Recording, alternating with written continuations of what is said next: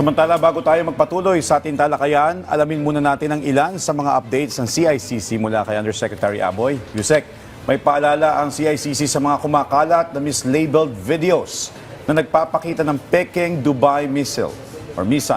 Ano ang detalye nito, Yusek? So ito ho, maraming sources na ho ang nagbigay sa atin at nag-flag sa atin itong mga videos na to na nagpapakita ng isang kababayan apparently natin na nagsasalita, nagla-live, tapos biglang umatake missile. Noong chinek ho natin yung video, this is a video from way back, ibang conflict ho to. At itong video na to ay ginagamit, i-recirculate para mag-create ng clout, mag-create ng views. At ang nakakalungkot pa, minsan yung mga videos na ganito, nagagamit pa para makapanloko ng ating mga kababayan kung saan ho, humingi sila ng donasyon, ng tulong na, syempre, appealing to tayo ng mga Pilipino, maawain, tsaka yung bayanihan na attitude natin, no? Magsasama-sama tayo para tumulong. So, we flagged this at nagpalabas tayo ng advisory na itong video na to ay hindi totoo, hindi ito during this current conflict na nangyayari sa atin ngayon. At binabalaan ho natin lahat ho ng iba pang gagawa ng ganitong mga pag-upload ng mga recycled videos ay hahabulin ho natin dahil, again, may crisis na. Tapos magsasamantala pa kayo, nakakainis, di ba? So itong video na to, nangyari siya talaga dati na nirecycle lang or parang finake niya yung... So, yung wala siyang deepfake component. May overlay siya na kunwari yung timeline at saka yung date, this current date.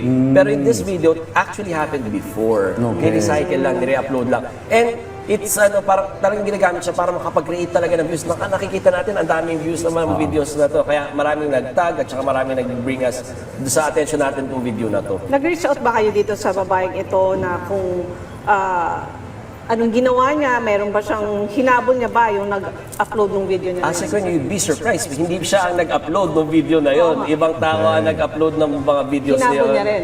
Oo, hinahabol namin yan. We're getting the details from the platforms kung saan sila na-upload. Ang sumbong sa atin ng ibang kababayan natin nasa Facebook. Nung nag-flag sa atin si OWA, si Yusek PY, nasa ibang platform. Nung yung staff ni Senator Raffy Tulfo, nasa TikTok. So talagang kalat siya, talagang ginagamit siya para magkakapag-create ng clout and content. So pinangunahan din ng CICC yung hakbang kasama yung...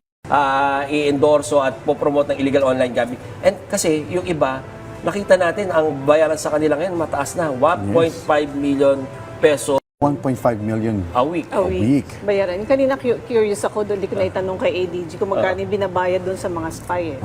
Panis dito.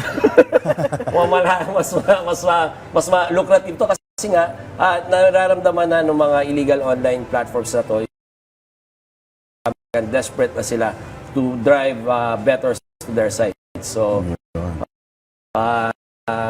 mayayari to. Ang masama lang, nai-entice yung ibang mga influencers natin na talaga mag-promote sa kanila given the lure nung compensation na ino-offer ng mga illegal online gambling sites na to. Okay, so sa mga Walang kapanapanalo yung mga kababayan natin dito. So kaya nga, pag halimbawa nga may nahuhuli tayo mga loko na sila ng mga kababayan natin. kahit nag-endorse lang sila. They're part of, kasi hindi mangyayari operation na to, yun nga yung sasabi na batas That component of it, hindi mangyayari yung pang-i-estafa kung wala yung endorsement, wala yung promotion na yun. Alright, maraming boys sa mga updates mula dyan sa inyong opisina sa CICC. Thank you po.